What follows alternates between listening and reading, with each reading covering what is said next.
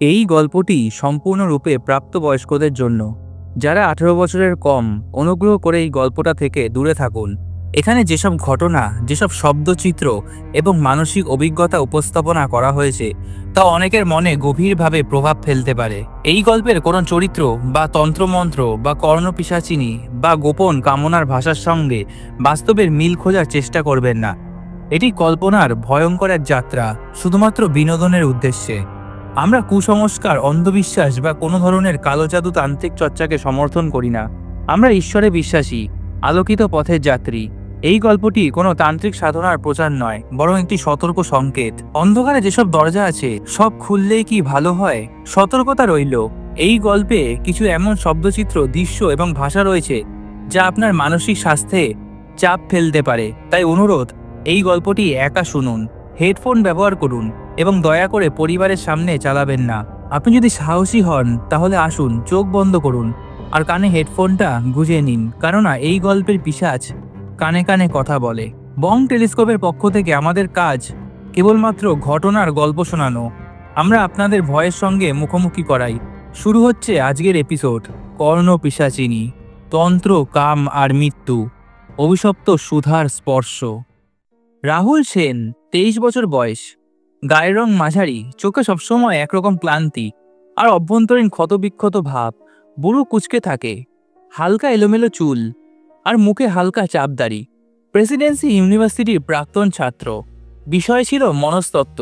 চুপচাপ, একটু বিষণ্ণ ভাব, অকাল্ট, তন্ত্র এবং ফরবিডেন ডিজায়ার্স নিয়ে একরকম অন্ধ আসক্তি। রাহুলের ফ্ল্যাট, রাত তখন 1টা। রাহুল একা বসে আছে, চোখের নিচে কালি, সামনে খোলা ল্যাপটপ, স্ক্রিনে লেখা অকাল্ট তন্ত্রা, দি কল অফ কর্ণপিশাচিনী, কাম ও ভবিষ্যৎ দর্শন। রাহুল বিড়বিড় করে বলে, তুই তো চেয়েছিলি শুধু প্রেম, এবার আমি ডাকবো এমন কাউকে যে শুধু শরীরেই আগ্রহী, আত্মা নয়, প্রেম নয়, তার চাই শুধু শরীর। রাহুলের চোখে একটা স্মৃতি ভেসে ওঠে। কলেজের লাইব্রেরি, ঠিক 1 বছর আগে বিকেলবেলা। রাহুল একা বই পড়ছে, sexual psychology and isolation in urban youth. Ayesha Sen, মিষ্টি সৌন্দর্য আর শক্ত মনের এক মেয়ে, হালকা গা চাপা ত্বক, বড় কাজল পরা চোখ, চিকন নাক আর ঠোঁটে সবসময় একরকম মিষ্টি হাসি। ব্যক্তিত্ব বলতে নরম কিন্তু ভেতরে আগুন, প্রেমে নিবেদিত কিন্তু ভীষণ বাস্তববাদী, ভয় পায় কিন্তু পিছু হাঁটে না। আয়েশা এসে বসে রাহুলের পাশের চেয়ারে। আয়েশা হেসে বলে, তুমি বুঝি এইরকম একা অন্ধকারে থাকতেই পছন্দ করো? রাহুল চোখ না তুলে বলে, আলো যারা ভালোবাসে তারা একদিন ছেড়ে চলে যায়। আয়েশা হেসে বলে, আচ্ছা তাই নাকি? একদিন বুঝি আমাকে নিয়েও এরকম কথা বলবে?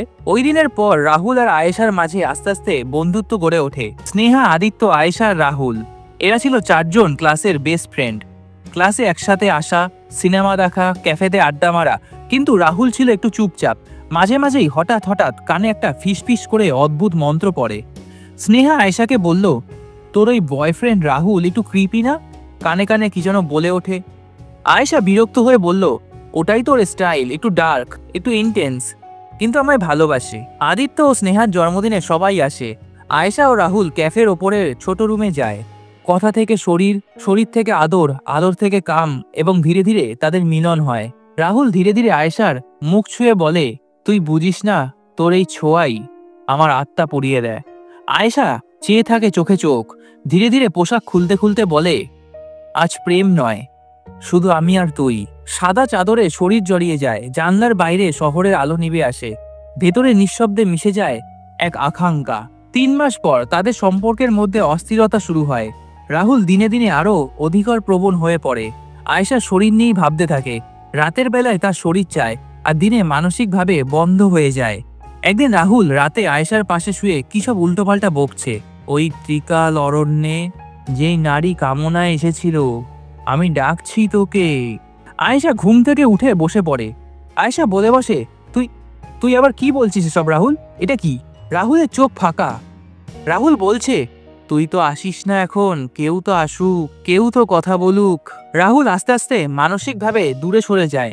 সে তার ভেতরের বিষাদ, শারীর কেন্দ্রিক আকাঙ্ক্ষা আর অকাল্ট নিয়ে পড়ে থাকে। সে আয়েশাকে সময় দেয় না, শুধুই শরীর চায়, ভালোবাসা নয়। তারা একাধিকবার শারীরিক সম্পর্কে লিপ্ত হয় ঠিকই, কিন্তু আয়েশা অনুভব করে রাহুল শুধু নিজের কামনা মেটাতে চায়। কোনো সংযোগ নেই, কোনো আবেগ নেই, একবার তারা মিলনের সময় রাহুল হঠাৎ এক অদ্ভুত মন্ত্রের মতো কিছু ফিসফিস করতে থাকে, যা আয়েশাকে ভয় পাইয়ে দেয়। রাহুল ইন্টারনেটে সারাক্ষণ অকাল্ট সেক্স রিচুয়াল দেখত, স্ট্রেঞ্জ তন্ত্র এসব নিয়ে পড়ে থাকতো। এক রাতে আয়েশা তার ফোনে দেখে সে কাম পিশাচিনী নিয়ে কিছু একটা পড়ছে। সে বুঝে যায় রাহুল প্রেমিক না, সে এখন এক ভিন্ন কিছু চায়। হঠাৎ একদিন আয়েশা ব্যাগ গুছিয়ে চলে যেতে চায়। আয়েশার চোখ জলে ভেজা। সে রাহুলকে বলছে, রাহুল, আমি তোর গভীরতা ভালোবেসেছিলাম, কিন্তু এখন তুই শুধু আমার শরীর খুঁজিস, আর তোর এই তান্ত্রিক অবসেশন, তুই তো আর রাতে মানুষ থাকিস না। রাহুল চুপচাপ ধীরে ধীরে বলল, তুইও তো চেয়েছিলি, তুইও তো ছুঁয়েছিলি আমায়। আয়েশা বলল, হ্যাঁ, কিন্তু সেটা প্রেমের জন্য। আর তুই শুধু তোর ওই অন্ধকার, তান্ত্রিক, ভূত, পিশাচ এইসবই চাস। আমি যাচ্ছি, যদি কোনোদিনও এসব ছাড়তে পারিস তবেই আসবি আমার কাছে, না হলে ওই নিয়ে পড়ে থাক। তুই বুঝতে পারছিস না যে তুই আস্তে আস্তে অন্ধকারে তলিয়ে যাচ্ছিস। তুই আমার শরীর নিয়েছিস, মনটা কখনো চাসনি রাহুল। তুই ভয়ঙ্কর হয়ে যাচ্ছিস, তোর কামনাগুলো অস্বাভাবিক, তুই মানুষটা হারিয়ে ফেলছিস। আমি বাঁচতে চাই রাহুল, বিদায়। এই ঘটনার পরে রাহুল প্রচণ্ডভাবে ভেঙে পড়ে। সে মনে করে আয়েশা তাকে বুঝতে পারেনি।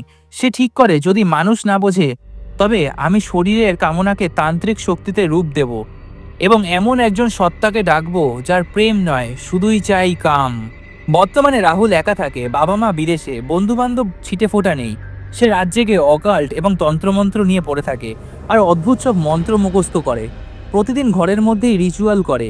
একদিন দেওয়ালে নিজের হাত কেটে রক্ত দিয়ে লেখে, আমি চাই এমন একজন নারী যে শুধু আমার কামনায় আসবে, যাকে আমি ডাকবো আর সে আসবে শুধু শরীর দিতে।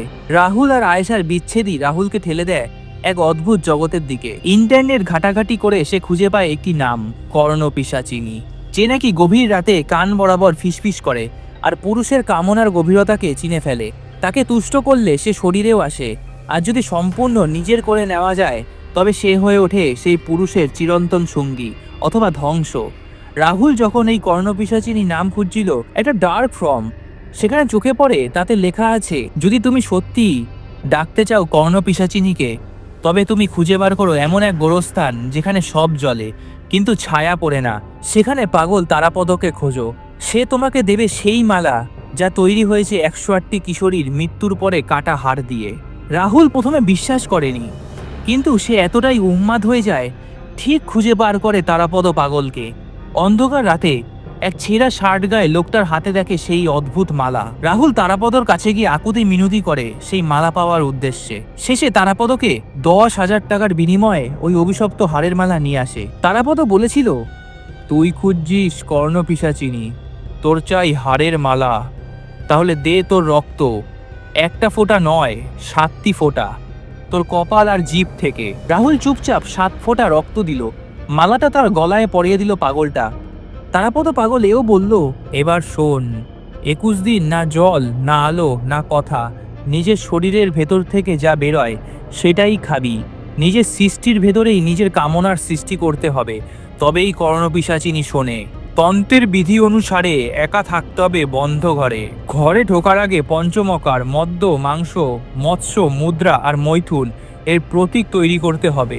গলায় মালা থাকবে সারাক্ষণ, কোনোদিনও খুললে সাধনা ভঙ্গ। নিজের শরীরের সব নির্গত বস্তু, ঘাম, প্রস্রাব, মল, মূত্র নিজেকেই গ্রহণ করতে হবে, যেন পিশাচের মতো নিজের ওপর তৃপ্ত। নিষিদ্ধ কামনা জাগাতে হবে নিজের মনে। বোন, মা, প্রেমিকা সবকিছু কল্পনায় এনে সেই কামনা গাঢ় করতে হবে, কারণ কর্ণপিশাচিনী আসে সেই মনের গভীর অন্ধকারে যেখানে লজ্জা নেই, কেবল তৃষ্ণা। রাহুলের ভয়ঙ্কর প্রস্তুতি শুরু হলো। রাহুল এখন পুরোপুরি উন্মাদ। প্রথম দিন ঘরটা বন্ধ করলো রাহুল। একটা চেয়ারে বসলো উলঙ্গ শরীরে, কপালে ত্রিকোণ তিলক, গলায় হাড়ের মালা। বাইরে থেকে বন্ধ দরজা, ভেতরে শুধু ধূপ, মোমবাতি আর নিজে তৈরি এক কামনার গন্ধ। প্রথম 3 দিন শুধু ধ্যান করলো, তারপর ধীরে ধীরে শরীর খেতে শুরু করলো নিজের নিঃসৃত বস্তু। সে নিজে বলল, আমি তোর উপাসক, আমার কামনা শুধু তোরই জন্য। আমি মা, আমি প্রেমিকা, আমি প্রেয়সী, আমি আমার নিজের শত্রুও। রাহুলের চোখ লাল হয়ে যেত। সে নিজের শরীর চুলকে রক্ত বের করত আর সেই রক্ত মেখে মালায় ঘষত। 21তম রাত, রাহুল শুয়ে আছে ঘরের মেঝেতে, শরীর ঘামে রসে ভিজে, গলা শুকিয়ে কাঠ, মনে হচ্ছে আর পারবে না। বাতাস থেমে গিয়েছে, মনে হচ্ছে গাছগুলোর পাতা নিঃশব্দে তাকিয়ে আছে রাহুলের দিকে।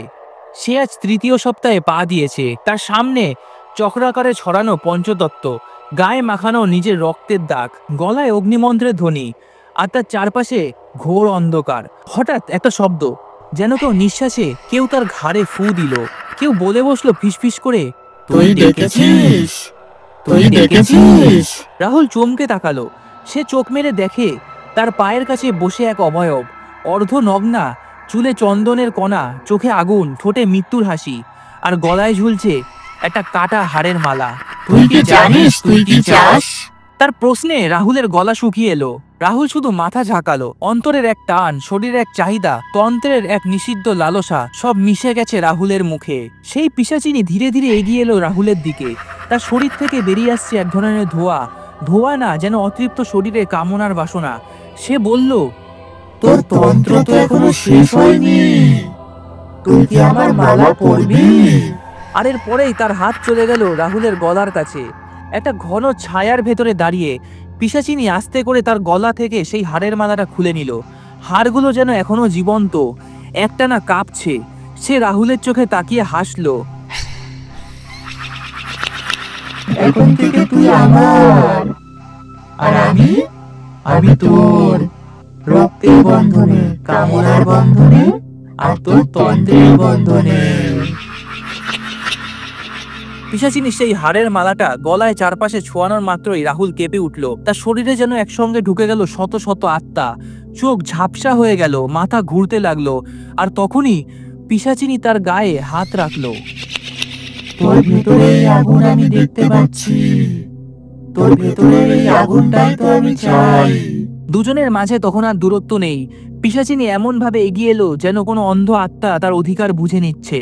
পিশাচিনী বলছে, তুই আমায় কিভাবে চাস রাহুল? রাহুল, তুই আমায় কিভাবে চাস? মা হয়ে, নাকি তোর বোনের মতো, নাকি তোর বউয়ের মতো? রাহুল কাঁপা কাঁপা গলায় বলল, তুমি যা চাও আমি তাই হব, তুমি যা চাও আমি তাই হব। সেই পিশাচিনী রাহুলের গলায় পরিয়ে দিল তার অভিশপ্ত হাড়ের মালা। পিশাচিনী হেসে উঠল, তাকিয়ে থাকলো কিছুক্ষণ, তারপর ধীরে ধীরে রাহুলের চোখে চোখ রেখে শরীর বেঁকে সে বসে পড়ল রাহুলের কোলের ওপর। ও শরীরটা যেন উষ্ণ রসে ভিজে উঠেছে। এক অদ্ভুত ঘন তরল ছড়িয়ে পড়ছে, চুয়ে পড়ছে, আর সেই রসে মিশে যাচ্ছে এক অন্য বর্ণ আগুন। রাহুল অনুভব করলো শুধু দেহ না, তার আত্মাও যেন গলতে শুরু করেছে। প্রতিটা নড়াচড়ায় সেই তরল আগুন আরো গভীরে প্রবেশ করছে, যেন প্রতিটা মুহূর্তে তাদের সংযোগ শক্তিশালী হয়ে উঠছে। পিশাচিনী ফিসফিস করে বলে বসলো, তুই আমার শক্তি হবি, তোর বীর্য দিয়ে আমি আবার পূর্ণ হব। তুই আমার শক্তি হবি রাহুল। সেই রাতে চূড়ান্ত মুহূর্ত। সেই অতৃপ্ত কাম পিশাচিনী এক ফোঁটা তরলও নষ্ট হতে দিল না। প্রতিটা বিন্দু যেন সে রত্নের মতো তুলে নিচ্ছে। আর সেই চাহনি, যেন সে ক্ষুধার্ত, যেন সে শিকারী। আর রাহুল, রাহুল সে শুধু শ্বাস নিচ্ছে। জ্ঞান, শরীর, চিন্তা সবকিছু সীমা পেরিয়ে গেছে। পিশাচিনী তার ঠোঁটে একটা ঠান্ডা চুমু রেখে বলল, এখন, এখন থেকে তুই শুধু আমার। তুই তোর মতো আর থাকবি না, তুই হবি আমার, শুধু আমার, চিরদিনের মতো আমার। চারিদিকে শুধু নিস্তব্ধতা। গভীর রাতে সেই ঘরে আলো জ্বলছিল না, শুধু একখানা ধূপকাঠির ধোঁয়া ধীরে ধীরে উঠছিল বাতাসে, আর গন্ধে যেন এক পুরনো শ্মশানের স্মৃতি। রাহুলের গলায় তখন কর্ণপিশাচিনীর হাড়ের মালা, যেটা সে নিজ হাতে নিজের গলার নিচ থেকে খুলে নিঃশব্দে রাহুলের গলায় পরিয়ে দিয়েছিল। সেই মুহূর্তটা যেন সময়ের বাইরে কিছু। রাহুল অনুভব করেছিল সেই মালাটা শুধু হাড়ের নয়, সেটা যেন তার আত্মার ওপর এক তন্ত্রমোহর। এই ঘটনাটি হওয়ার পর রাহুল আস্তে আস্তে বদলে যেতে শুরু করে। রাহুল এখন দিনের পর দিন ঘরের বাইরে বেরোয় না। বাইরের আলো চোখে জ্বলে। ওর চামড়া যেন ধীরে ধীরে হারিয়ে ফেলছে স্বাভাবিক রং। পেটের মধ্যে একটা অদ্ভুত খিদে, কিন্তু কোনো খাবার খেয়েই সেই খিদে মেটে না। ও জানে পিশাচিনী ওকে তৈরি করছে। রাহুল এখন প্রতিদিন মধ্যরাতে গলায় মালা দিয়ে বসে থাকে ধূপ জ্বালিয়ে।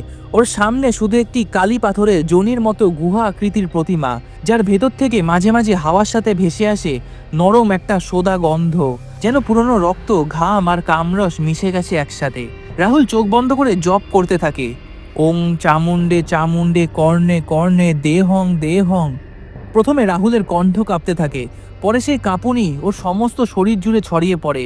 মেঝের ওপরে বসে থাকা রাহুল অনুভব করে যেন ওর পায়ের নিচ থেকে মাটি সরে যাচ্ছে। তখনই হঠাৎ মোমবাতিগুলো নিভে যায়, ঘরে আলো নেই, শুধু হাড়ের মালার ভেতর থেকে এক অদ্ভুত আলো বেরোচ্ছে। সেই আলোয় রাহুল দেখতে পায় এক ছায়া, এক নগ্ন ক্ষুধার্ত নারীর ছায়া। তার চোখ নেই, কিন্তু সে রাহুলকে দেখছে। তার পায়ে হাড়ের ঘুঙুর এবং পেছনে লম্বা চুলে ঝুলছে পচা হাড়। সে এগিয়ে আসে ধীরে ধীরে, যেন কোনো ছায়া ভেদ করে সে ঢুকে পড়েছে এই ঘরে। তার কণ্ঠস্বরে শুধু জাদুর ছোঁয়া। তুমি কি প্রস্তুত রাহুল? রাহুল? রাহুল নিঃশ্বাস ফেলতেও ভুলে যায়, তার ঠোঁট শুকিয়ে গেছে, শরীর ঘামে ভিজে। পিশাচিনী বলে, এখন তুমিই হবে বাহক, আমার মাধ্যম। তোমার স্পর্শে আমি জন্ম নেব আবার। তোমার দেহ আমার ঘর হবে, আর কাম হবে আমার দ্বার। এই মালা এখন তোমার রাহুল। এই মালা কিন্তু কখনোই খুলে না। পিশাচিনী তার 2 হাত রাখে রাহুলের কাঁধে। তার শরীরটা যেন গরম ছাইয়ের মতো, ভেতরে আগুন, বাইরেটা ভস্ম। সে ধীরে ধীরে রাহুলের বুক বরাবর নেমে আসে। তার স্পর্শে রাহুলের গা ঠান্ডা হয়ে যায়। ওর শরীরটা যেন উষ্ণ রসে ভিজে উঠেছে। এক অদ্ভুত ঘন তরল ছড়িয়ে পড়ছে, চুইয়ে পড়ছে, আর সেই রসে মিশে যাচ্ছে অন্য এক বন্য আগুন। রাহুল অনুভব করছে তার পায়ের নিচে মেঝেটা নরম হয়ে গেছে, যেন সে ধীরে ধীরে ডুবে যাচ্ছে সেই রক্তময়ী কামনার এক গভীর শূন্যতায়। কিন্তু হঠাৎ পিশাচিনী থেমে যায়, তার চোখ একদম রাহুলের চোখে। সে বলছে, তুমি কি শুধু শরীর দিতেই প্রস্তুত রাহুল, নাকি আত্মাও দিতে প্রস্তুত? তোমার আত্মাটাও তো আমার লাগবে। রাহুল ঘাবড়ে যায়, তার জিভ শুকিয়ে গেছে। পিশাচিনী তার কপালে হাত রাখে, আর এক মুহূর্তে রাহুল দেখতে পায় পিশাচিনী কিভাবে শতাব্দী ধরে একের পর এক সাধককে গ্রাস করেছে, প্রেম দিয়ে, যৌনতায় বেঁধে, আর শেষে ধ্বংস করে দিয়েছে তাদের অস্তিত্ব। রাহুল এখন জানে সামনে শুধু মোহ নয়, এক অদৃশ্য মৃত্যুর ডাকে সাড়া দেওয়া। রাহুলের ঘুম ভাঙে মাঝরাতে, বালিশ ভেজা, বুক ধকধক করছে। মনে পড়ে কাল রাতেও সে একা ছিল না। তার কানে আবার ফিসফিস করে সেই পিশাচিনীর কণ্ঠস্বর। হঠাৎ তার কানে আবার সেই ফিসফিসানি শব্দ, সেই পিশাচিনীর কণ্ঠস্বর। তুই তো জানিস না রাহুল, তুই তো জানিস না আমি কে। রাহুল তখনও উলঙ্গ, বিছানার চাদর গুটি একপাশে। তার ঘর জুড়ে তখন এক গন্ধ, অদ্ভুত মিশ্রিত কামনা আর পচনের গন্ধ। সে আয়নার সামনে দাঁড়িয়ে দেখে নিজের চোখ লালচে হয়ে উঠেছে, মুখের ত্বকে একটা তীব্র টান। রাহুল নিজের গলা থেকে একটা হাড়ের মালা খুলে দেখে, না, এটা তো তার মালা না। ওই হাড়ের মালাটি পিশাচিনী নিজের গলা থেকে খুলে রাহুলের গলায় পরিয়ে দিয়েছিল। তখন সেই পিশাচিনী রাহুলের কোলে বসে বলেছিল, আমি মা, নাকি বোন, নাকি বউ? রাহুল তখন জবাব দিতে পারেনি। ও শুধু ওর মুখের দিকে তাকিয়েছিল। নগ্ন শরীরের প্রতিটা ভাঁজে যোনির রস চুইয়ে পড়ছে, ঘন উষ্ণ অন্ধকারের মতো তরলতা। এখনকার রাহুল আর আগের মতো নেই। তার আর জামা কাপড় পরে থাকতে ইচ্ছা করে না। সারাদিন নগ্ন অবস্থায় ঘরে ঘোরে, জানলা দরজা সব বন্ধ, বাতি নিভিয়ে থাকে। খিদে পেলে কাঁচা মাংস, রক্তে ভেজা কাঁচা ডিম, এমনকি নিজের রক্তই চিটে নেয়। রাহুলের চেহারা ধীরে ধীরে বদলাচ্ছে। ওর ঘন কালো চুলে ছাইরাঙা রেখা, চোখের নিচে কালি, কিন্তু সেই ক্লান্তির ভেতরেও জেগে থাকে এক আশ্চর্য রোমাঞ্চ। রাহুলের বন্ধুরা যোগাযোগ করার চেষ্টা করে। তার কলেজের ফ্রেন্ড অরিজিৎ হঠাৎ একদিন ফ্ল্যাটে আসে, দরজা ধাক্কাতে থাকে। রাহুল, রাহুল, তুই ভালো আছিস তো? তোর মা তোকে খুঁজছে। তোর মোবাইল বন্ধ কেন? তোর মা আমার ফোনে ফোন করেছিল। দরজা খোল, কি করছিস তুই? ভেতর থেকে কোনো উত্তর আসে না, কেবল হালকা কান্নার মতো, আবার হাসির মতো একটা আওয়াজ। রাহুল তো শুধু আমার, রাহুল এখন শুধু আমার। ওর কান শুধু আমার কথা শোনে, আমার তৃষ্ণার শব্দ। অরিজিৎ ভয় পেয়ে সেখান থেকে চলে যায়। কর্ণপিশাচিনী রাহুলকে প্রতিদিন রাতে ডাকে। শরীর তার উষ্ণ হয়ে ওঠে, ওর জিভে জড়ায় পিশাচিনীর লালসার স্বাদ। পিশাচিনী মাঝে মাঝেই ফিসফিস করে বলে ওঠে, তুই জানিস, আমার কামনা মানেই তোর শক্তি, তোর শেষ হওয়ার সুর। ওরা দুজন একাত্ম হয়ে ওঠে, দুই শরীরের মিলনে একটা ভয়ঙ্কর ছন্দ। প্রতিটা খেলায় রাহুল যেন নিজের ভেতরের শবঘরের অন্ধকারে তলিয়ে যাচ্ছে, আর সেই গভীরতা থেকে পিশাচিনীর কণ্ঠ বাজছে, আরো চাই, আরো চাই, আরো গভীরে, আরো গভীরে, আরো।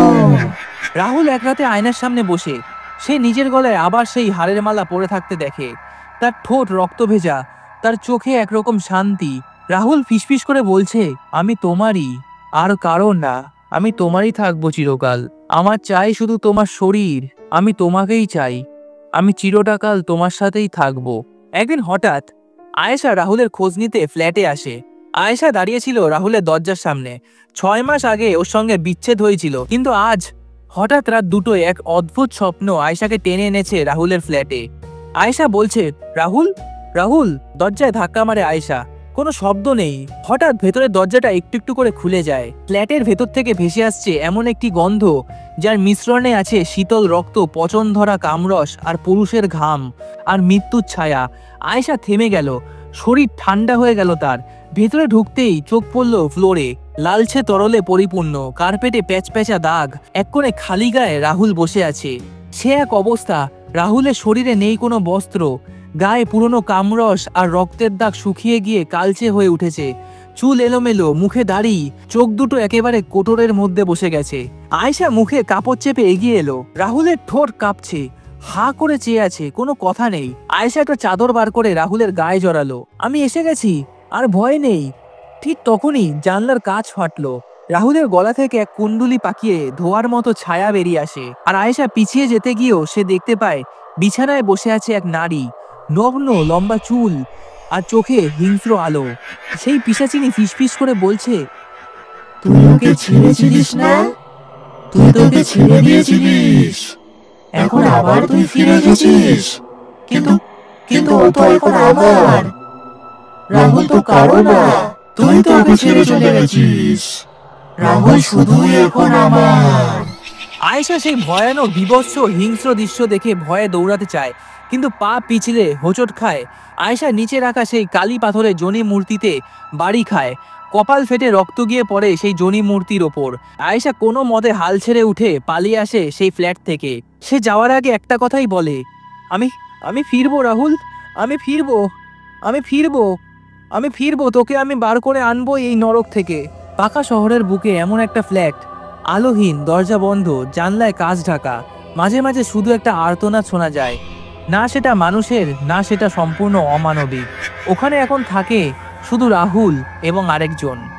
রাহুল এখন ফ্ল্যাটে থাকে সম্পূর্ণ উলঙ্গ অবস্থায়। রাহুলের শরীর জুড়ে আঁচড়ের দাগ, ঠোঁটে কামড়ের চাপ। খাওয়া দাওয়া সব পাল্টে গেছে। খাবার বলতে শুধুই পচা মাংস, মাঝে মাঝে নিজের রক্ত চেটেই নেয়। তার জিভে এখন পিশাচিনীর মতো কালচে দাগ। রাহুলের পেট যেন কিছুতেই ভরে না, চোখ দুটো ফাঁকা, জেগে থেকেও যেন গভীর ঘুমে। চারপাশে পোড়া ধূপ, ঘন তেল আর দগ্ধ শরীরের গন্ধ। রাতে যখন ঘুমায় তখন সেই পিশাচিনী আসে, কখনো ছায়া হয়ে বিছানায় বসে, কখনো ওর বুকে চড়ে বসে। কর্ণ পিশাচিনী কালো জিভে মন্ত্র পড়তে পড়তে রাহুলের মুখে ফু দেয়। তারপর ওর ঘাড়ে ঝুঁকে বলে, তুই এখন আমার রাহুল, তুই এখন পুরোই আমার। তোর রক্ত, তোর প্রাণ, তোর বীর্য সব আমার। আর যদি আমাদের মাঝে কেউ আসে, আমি তাকে খেয়ে ফেলবো রাহুল, আমি তাকে জ্যান্ত খেয়ে ফেলবো। ও প্রতি রাতে রাহুলকে চেপে ধরে রাখে, প্রবেশ করে রাহুলের ভেতর, ঘর্ষণ বাড়ে। রাহুল আর সেই পিশাচিনী দুই শরীরের মাঝখানে যেন এক দগ্ধ আগুন বইছিল।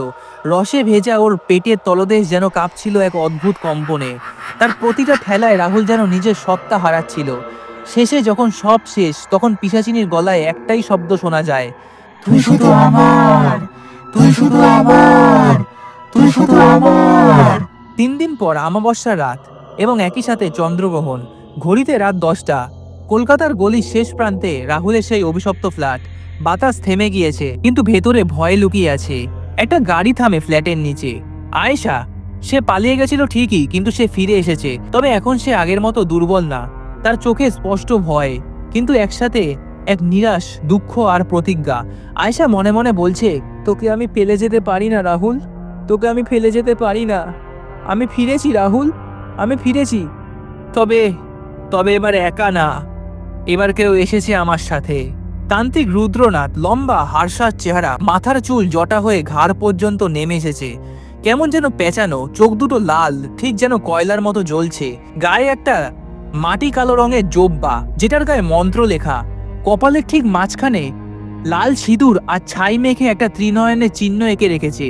গলার চারপাশে অস্থির মালা, কোনোটা মানুষ, কোনোটা পশুর কঙ্কালের তৈরি। কাঁধে একটা মানব করটি ঝুলছে। ভেতরটা পোড়া, যেন আগুনে সিদ্ধ করে এনেছে কারো শিরো মাথা। তার গলা ভারী, যেন প্রতিটা শব্দ কেঁপে ওঠে চারপাশ। তান্ত্রিক রুদ্রনাথ ঘরে পা রাখতেই বলল, এই ঘর বন্ধন করতে হবে। পিশাচিনী এখানেই থাকে। এই ঘর এখন শ্মশান। ঘরের মধ্যে এক বিশেষ তান্ত্রিক মণ্ডপ বানানো হয়েছে। মাটির ওপরে আঁকা হয়েছে কর্ণচক্র, মাঝে রাহুল, চারিদিকে প্রদীপ, আগরবাতি, কেশর, ধূপ, শ্মশানের মাটি আর নরকেশ। তান্ত্রিক আয়েশাকে বললেন, ও যাকে ডেকেছিল সে এখন শুধুই কামনা নয়, সে হলো তৃষ্ণার অতল অন্ধকার। এখন সময় মুক্তি দেওয়ার। শুরু হলো ভবানী রক্ষ কালিকা তন্ত্রপাঠ। হুম কালিকা হুম উগ্রা হুম ভীমা হুম রক্তর্ষণা হুম হুম কালিকায় উগ্রা বাহিনী হুম হুম উগ্রা ভীমা বাহিনী হুম হুম রক্তর্ষণা কালিকা মহামায়া। পিশাচিনী গর্জে উঠল, তোমরা তোমরা তোমরা কে? আমার সখাকে কেন ছিনিয়ে নিতে এসেছো? রুদ্রনাথ তান্ত্রিক রাহুলের গায়ে বেলপাতা আর রাখের তৈরি চন্দন ছিটালো। ওর শরীর কাঁপতে লাগলো। ঘাম, রক্ত আর কামরসে লেপ্টে থাকা দেহ থেকে যেন এক কালো ধোঁয়া বের হতে শুরু করলো। ঠিক সেই সময় তান্ত্রিক আবার মন্ত্রপাঠ শুরু করলেন। ওং ত্রিং ত্রিং ত্রিং ফট, ওং কালী কালী, ওং নমো ফট ফট, হুম ফট ফট স্বাহা, ওং ক্রিং হুম কালী কালী, ওং ক্রং নমঃ নমঃ। ঘরে উঠল ভয়াবহ ঝড়। দরজার ফাঁক দিয়ে হাওয়ার ঝাপটা এসে আয়েশাকে ধাক্কা মেরে ছিটকে দিল দেওয়ালে। আয়েশা, আয়েশা বাইরে থাকো, তান্ত্রিক চিৎকার করে বললেন। ঘর এখন সব সাধনার ক্ষেত্র, কেউ ঢুকতে পারবে না এই ঘরে। ঘর পুরোপুরি সব সাধনার ক্ষেত্র হয়ে গেছে। আয়েশা, তুমি বাইরে থাকো। আয়েশা তখন দরজার ওপাশে ফ্ল্যাটের ভেতরে সে দেখতে পাচ্ছে ভয়াবহ কিছু হচ্ছে। হঠাৎ ঘরের চারিদিকে ছিটকে পড়ল রক্ত। দেওয়ালের ওপর ভিজে পায়ের ছাপ দেখা যাচ্ছে। একটা পা উপরে উঠছে সিলিং পর্যন্ত, যেন কেউ উল্টো পায়ে সিলিং এর ওপর দিয়ে ছুটে বেড়াচ্ছে। চাঁদের আলোয় আয়েশা দেখলো সেই পিশাচিনীর ছায়া। তার লম্বা চুল, সাদা চোখ, নগ্ন দেহ আর খ্যাপা মুখ। তান্ত্রিক রুদ্রনাথ বললেন, তুই আসবি না। এই দেহ এখন ভৈরবের। শ্মশানের চেতনায় সে রক্ষা পাবে। তান্ত্রিক তখন রাহুলের চারপাশে আগুন জ্বালিয়ে দিলেন। সেই আগুনের গন্ধ যেন চিতার গন্ধের মতো। রুদ্রনাথ মন্ত্র পড়তে লাগলেন আরো দ্রুত। ওং হুম হুম ফট ফট, ওং হিমাচলেশ্বরী ভবানী বাহিনী রক্ষা করো, শ্মশান কালী ত্রিনয়নী উগ্রেশ্বরী রক্ষং রাহুলং হুম হুম হুম হিং ফট স্বাহা। একসময় রাহুলের কপালে তান্ত্রিক কালী মুদ্রা আঁকলেন। তার সারা শরীরে ছিটালেন চিতার ছাই আর গোমূত্র মিশ্রিত তেল। রাহুল চিৎকার করে উঠল, ওহ, ও আমাকে ছাড়বে না, ও আমাকে ছাড়বে না, ও আমার ভেতরে ঢুকে গেছে। তখনই পিশাচিনীর তাণ্ডব শুরু হয়। ঘরের মধ্যে বিদ্যুৎ চমকালো, দেওয়ালের কড়িকাঠ থেকে একটা ছায়া নামলো। সেই ভয়ঙ্কর পিশাচিনী। তান্ত্রিক রুদ্রনাথ বলছেন, তুই যা, তুই যা, তোকে ফিরে যেতেই হবে আজকে অন্ধকারে। এই দেহ, এই প্রাণ আর তোর নয়। তখনই কর্ণপিশাচিনী কেঁপে উঠল। তান্ত্রিক থেমে গেলেন না, তিনি নিজের হাত কেটে সেই রক্ত চক্রে দিলেন। তখনই কর্ণপিশাচিনী কেঁপে উঠল। সে ছুটে এলো রাহুলের দিকে, কিন্তু এবার রাহুলের গলায় পরানো হয়েছে এক ভিন্ন হাড়ের মালা, তান্ত্রিক দ্বারা শক্তিশালী মন্ত্রে প্রস্তুত। মালার ছোঁয়াতেই পিশাচিনীর মুখ চিৎকারে ফেটে পড়ল। এটা তো আমার নয়, এটা তো মুক্তির নয়, এটা তো আমাকে বন্দী করার মালা। ওর চোখ জলজল করতে লাগলো, সারা ঘর দুলে উঠলো, তন্ত্রের শব্দ ঘন হতে লাগলো। তান্ত্রিক উচ্চস্বরে গর্জে উঠলো, ওং হুং হুং হুং ফট ফট করালিনী বসাদ্দি বৃদ্ধাশ্রী ওং হুং হুং হাং ফট স্বাহা। পিশাচিনী ছটফট করছে, ছিঁড়ে পড়ছে ওর চামড়া, রক্ত গড়িয়ে পড়ছে ঘরের চারিদিকে। তান্ত্রিক তখন এক হাতে ধরলেন রাহুলের কপাল, অন্য হাতে এক ত্রিশূল তুলে বললেন, তুই যাত্রা কর দেহটাকে এক্ষুনি, কালী তোকে গ্রাস করুক। পিশাচিনী ভেঙে পড়ল মেঝেতে। একটা ধূসর কালো ধোঁয়ার মতো গলে যেতে লাগলো সেই পিশাচিনীর ভয়ঙ্কর নগ্ন দেহ। তার কণ্ঠনালী থেকে খুলে পড়ল সেই হাড়, সেই হাড়ের মালা যেটা একসময় রাহুলের গলায় ছিল। তান্ত্রিক রুদ্রনাথ তা তুলে ফেলে দিলেন সামনে জ্বলন্ত অগ্নিকুণ্ডে আর বললেন, এই ঘর আমি বন্ধ করলাম। পিশাচিনীর প্রবেশ আর হবে না। আয়েশা ছুটে আসে, রাহুলকে দেখে উলঙ্গ কিন্তু নিস্তেজ, চোখে অশ্রু। আয়েশা ওকে জড়িয়ে ধরে বলল, আমি তোর জন্য ফিরে এসেছি রাহুল, ভয় পাস না, তুই ভালো হয়ে যাবি রাহুল, তুই ভালো হয়ে যাবি, আমি আছি তো তোর সাথে। তান্ত্রিক ধূপ জ্বালিয়ে বললেন, ভয় পেও না বাবা, সে আর আসবে না। কিন্তু বাবা, এই ভয়ঙ্কর স্মৃতি, এটা তো থেকেই যাবে চিরকাল। রাহুল হঠাৎই নিস্পন্দ হয়ে শুয়ে পড়ল, চোখ বন্ধ, গা ঠান্ডা, কপালে ঘাম। তার বুক ওঠানামা করছে, কিন্তু কোনো চেতনা নেই। আয়েশা তার কপালে হাত রেখে কেঁদে ফেলল। আয়েশা কাঁদতে কাঁদতে বলছে, তুই আমাকে ছেড়ে যেতে পারিস না রাহুল, তুই আমাকে ছেড়ে যেতে পারিস না। আমি তোকে নিয়েই বাঁচতে চাই, আমি তোকে হারাতে পারবো না রাহুল, তুই আমাকে ছেড়ে যাস না, উঠে আয়, উঠে আয়, প্লিজ উঠে আয়। তান্ত্রিক রুদ্রনাথ তখন মৃদু গলায় বললেন, তুই এখনই বাঁচাতে চাস, তোর ভালোবাসার কাছে ওর নতজানু হতে হবে। তবে একটা জিনিস মা, ওর শরীরটা এখন ফাঁকা পাত্র, শোষিত, পোড়ানো এবং ব্যবহৃত। ওর মনে, শরীরে, আত্মায় আগুন চলছে। এখন একটাই উপায়, ভালোবাসা দিয়ে শুদ্ধ করা। রাহুলকে হসপিটালের আইসিইউতে ভর্তি করা হয়। বডি চরম দুর্বল, ব্লাড প্রেশার ক্র্যাশ, চোখে ঘুম নেই, হ্যালুসিনেশন হয় মাঝে মাঝে। ডাক্তার বলে ওর নিউরো সিস্টেম ভেঙে পড়েছে। শারীরিক দুর্বলতা তো আছেই, তার সাথে ওর ভেতরে এক অদ্ভুত মানসিক যন্ত্রণা আছে। বহুদিনের দুঃস্বপ্ন যেন বাস্তবে চলে এসেছে ওর জীবনে। খবর পেয়ে বিদেশে থাকা রাহুলের বাবা মা ছুটে আসেন। রাহুলের মা রাহুলকে বলছে, বাবা, বাবা, তুই তো এরকম ছিলিস না বাবা, কিভাবে কি হয়ে গেল বাবা, একবার আমাদেরকে জানাতে পারলি না? তুই তো এরকম ছিলিস না বাবা। এই মেয়েটা কে রে বাবা? রাহুল তখন আস্তে আস্তে বলল, আয়েশা মা, আয়েশা, ও আমার পাশে থেকেছে সব সময়। রাহুলের বাবা আয়েশাকে বললেন, তুমি যদি সত্যি ওর পাশে থেকেছো তাহলে আমরা তোমার কাছে ঋণী। এখন আমাদের একটাই চাওয়া, রাহুলকে আবার আগের মতো দেখতে চাই। কিছুদিনের মধ্যেই রাহুল ধীরে ধীরে সুস্থ হয়। দুর্বল, কাঁপা কাঁপা কণ্ঠে সে আয়েশাকে বলে, তুই থাকিস পাশে আয়েশা, আর কাউকে চাই না। আয়েশা তার হাত ধরে বলে, আমি আছি রাহুল, আমি আছি, আমি থাকবো। তবে তোর সাথে থাকতে গেলে আমার একটা শর্ত আছে, সেটা তোকে পূরণ করতেই হবে। বল আগে তুই করবি? রাহুল বলে, কি শর্ত আয়েশা? এখন আর আমি ওরকম ভাবে থাকতে চাই না, আমি তোর বউ হয়ে থাকতে চাই। তুই বল, তুই আমাকে বউ করে নিবি? রাহুল চুপ করে রইল, চোখ দুটো জলে ভরা। হালকা হাসলো, বলল, বউ, তুই তো অনেক আগেই আমার প্রাণ হয়ে গেছিস আয়েশা। আমি সুস্থ হয়ে উঠলেই তোকে বিয়ে করব, আর এখান থেকে আমরা চলে যাব বিদেশে। বিয়ের দিন স্থির হলো। ঘর আলোয় ভরে উঠল, মন্ত্র, ফুল, আশীর্বাদ এবং ভালোবাসা। রাহুলের বাবা মা ঠিক করলেন ওদের একটা নতুন জীবন দরকার। ওরা 4 জন মিলে ইউরোপে চলে গেল, নতুন শহর, নতুন আশা নিয়ে।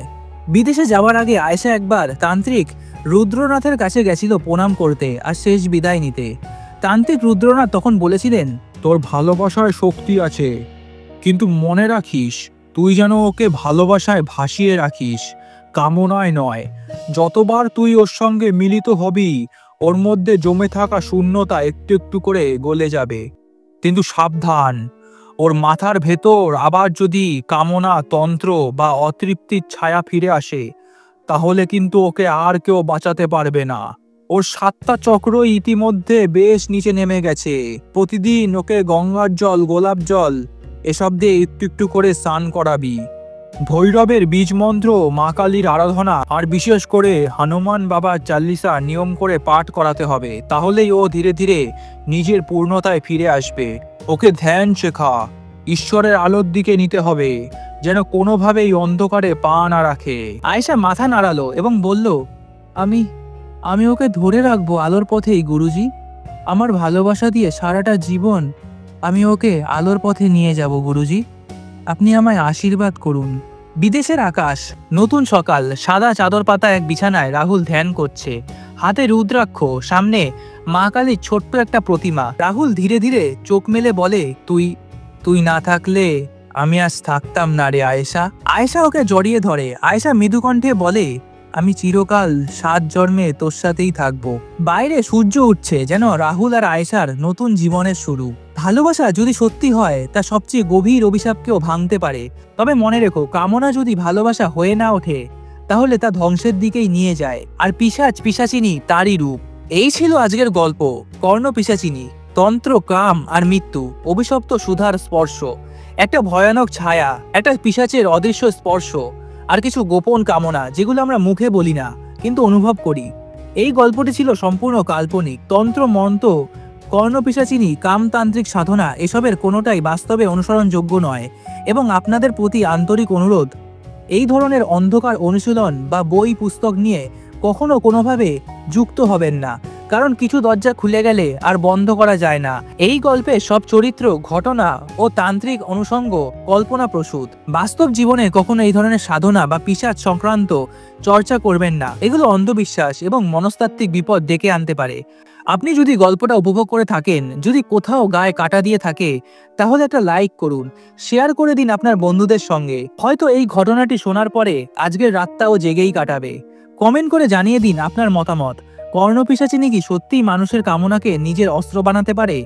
আর হ্যাঁ, সাবস্ক্রাইব করুন বং টেলিস্কোপ চ্যানেলকে, বেল আইকনটা টিপে রাখুন, কারণ পরবর্তী অভিশপ্ত রাত ঠিক আপনার জন্যই অপেক্ষা করছে। ভয় পেলে চোখ বন্ধ করবেন না, কারণ ও ঠিক তখনই আসে আপনার পেছনে। সতর্ক থাকুন, সুস্থ থাকুন এবং ভালো থাকুন।